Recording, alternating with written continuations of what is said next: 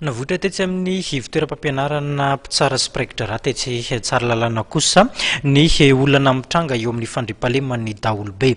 Manana andraikitra goavana eo anivon'izany izy ireo ary fotoana nitondrana vahaolana sy sosikevitra amin'ny fandravonana izany ny andro androany.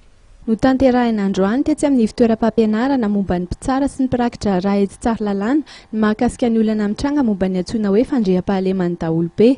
Manana andraikitra amin'izany tokoa na ireo mpitsara na ireo tompon'andraikitra eny anivon'ny fitantanana.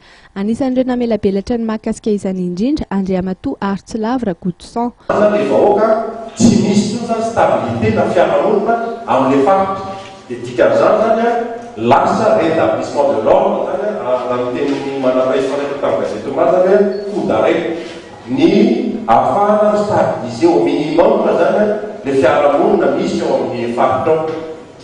Anisan'ireo vahaolana sosikevitra izay napetraka nandritra ny famelabelarana mba ahafahan'ny fanjakana manampy ny vahoaka mba tsy hisian'ny fipoahana ara-tsosialy ny teboka telo.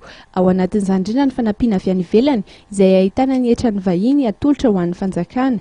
Eo ihany koa ny fanampiana rabola eto an-toerana ary indrindra ny fanamafisana ny orinasa tsy miankina rehetra izay manampy betsaka ny firenena entina hampiroboroboana ny toe-karena izay efa misy.